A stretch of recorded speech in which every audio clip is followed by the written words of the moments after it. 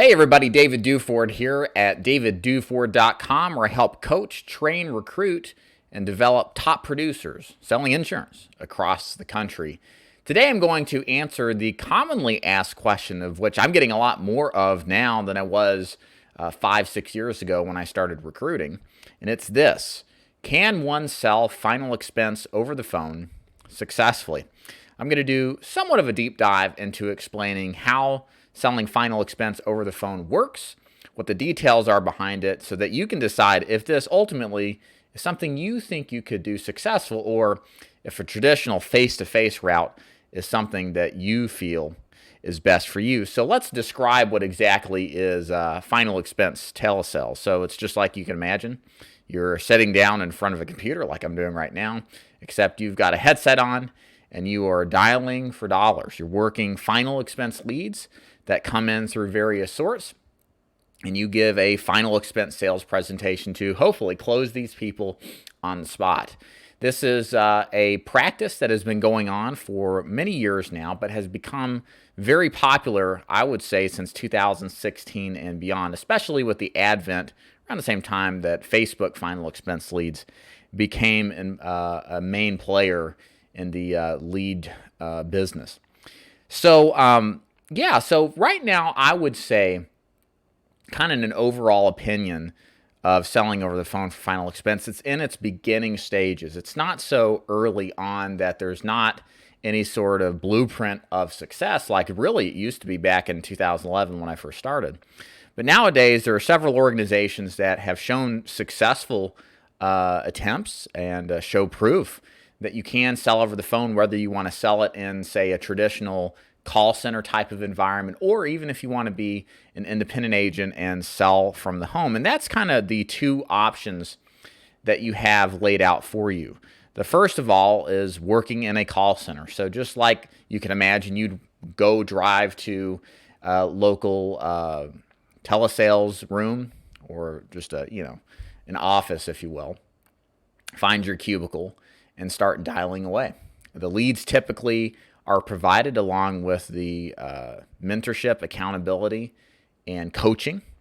And you are paid on commission. There may be a draw involved, but it is much more akin to a traditional type of office job, a call center type of job. In most cases that I have seen, not always has been the case always, but a lot of times these type of call center environments, generally speaking, operate with one, maybe two companies max. They simplify their product offering and offer a much more streamlined approach to selling. So maybe there's one product for your level products or your preferred clients that can meet basic health questions. And then there's what we call a guaranteed issue product. That would be used when somebody just doesn't health qualify for the preferred product. And that's typically it. Now, you may be thinking, do these products, are they sold over the phone with paperwork, e-apps, or anything like that? The best way, I believe, to sell over the phone is using telephonic applications. This is where, on that first call, you can queue into an underwriter when you're ready and conduct and complete the telesales call and underwrite it and get it approved and issued all right there on the spot. There are some organizations that will utilize e-apps where you electronically submit the application to the client. Nothing wrong with that. But the most common, and I think probably the simplest way, is to have the ability to sell it over the phone on the spot. What are the pros of a captive call center type of environment? I think the biggest advantage is that you're going to get a tremendous resource of training, coaching, exposure to people who are already successful, and the ability to get help from people right on the spot, face to face. And I believe, as I'll talk about this a little bit later, I think this is something that's really important when you sell over the phone. There's a bit of a nuanced difference selling over the phone than there is face to face. And I think having some engagement for a lot of people is a good thing with people who are successful. You're going to find that to be more often the case in a call center environment than you would if you're independent selling like a broker, which we're going to talk about momentarily. Now, the drawbacks working in a call center environment is that because all of your resources are traditionally or typically provided, meaning your leads, your coaching, your training, the scripting, everything, expect to make a lot less than you could potentially, again, that's always the key word here, if you were independent. Kind of the same questions that we ask or problems that we have in the independent world, face-to-face, versus the captive world.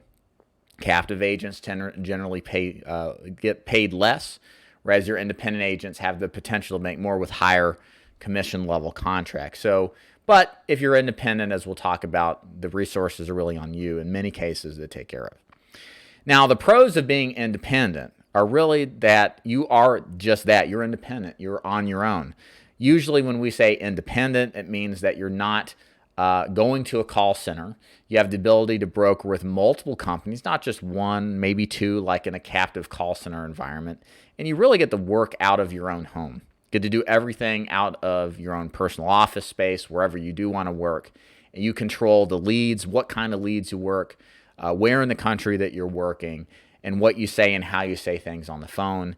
You have a lot more power and freedom to do that. But of course, with freedom comes responsibility. And this, to an extent, is the drawback.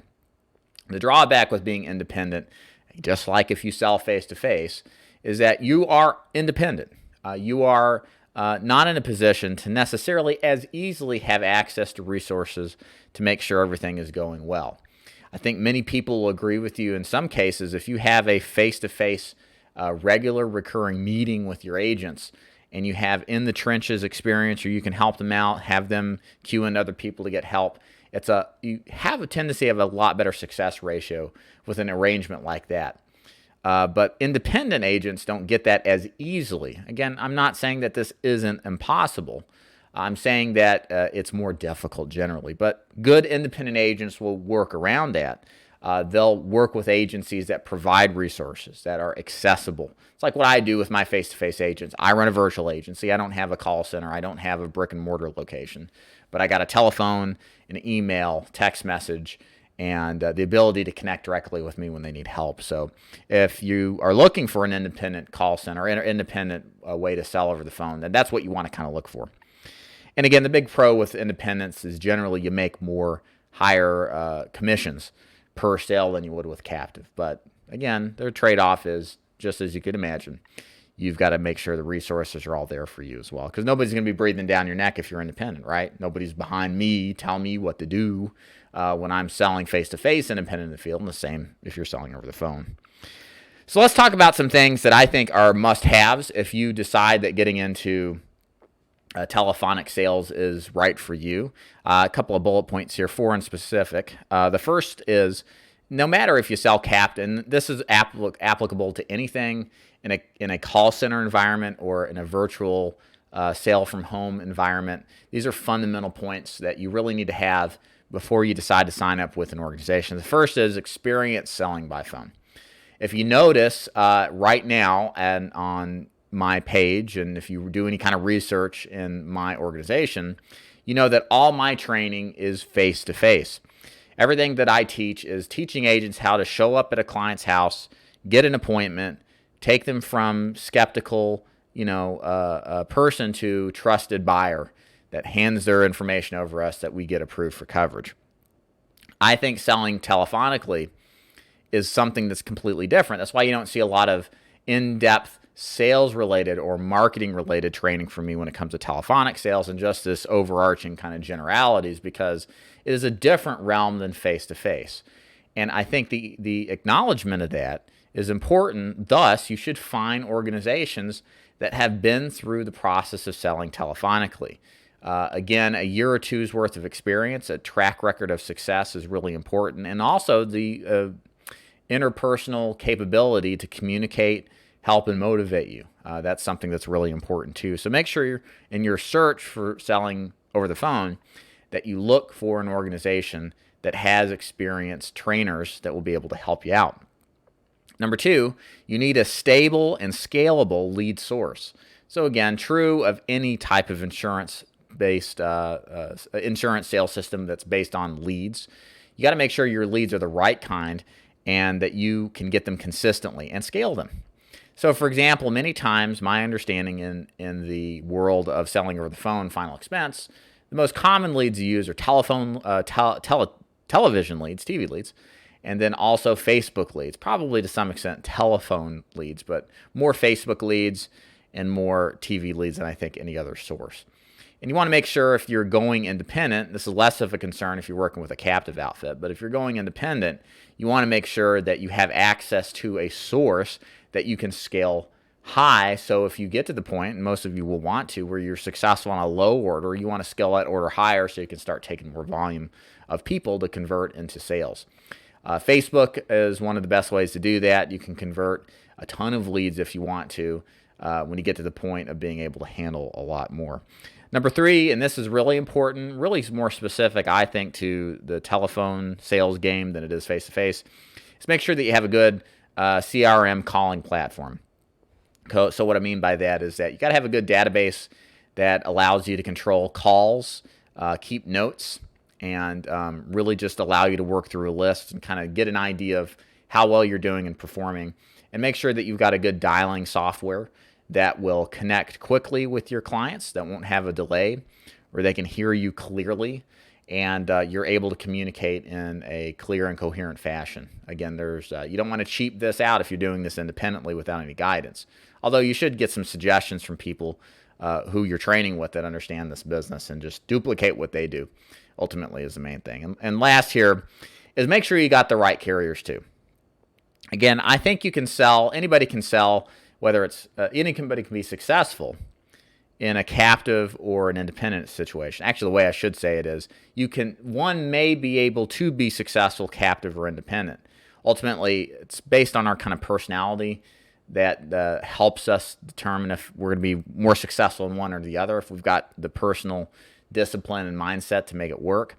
But the key thing is that if you go the independent route, you pick the right carriers and the right selection of carriers. You want to make sure your carriers understand the telephonic sales process, that you can get instant decisions, that you've got hopefully an easy-to-use telephonic application process, if not that, also an easy-to-use electronic application process, and you really have multiple carriers to cover the gamut of health issues. How many will that be? Which carriers is that? It just changes with the wind.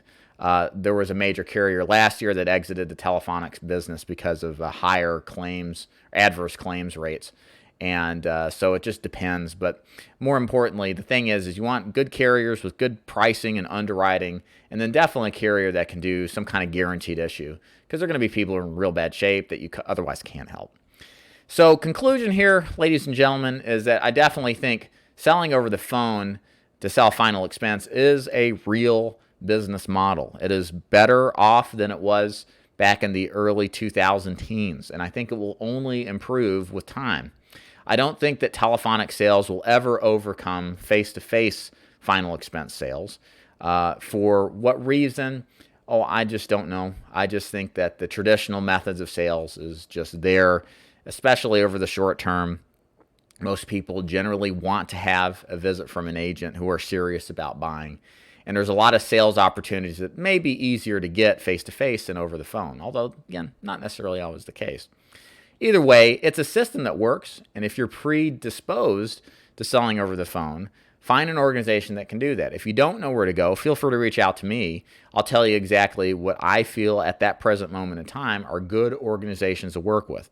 The best way to reach me, if you are interested, go to davidduford.com/contact, send me a message, and I'll be happy to give you my perspective. If you like this video, please like, share, subscribe, and thanks for watching. We'll see you next time.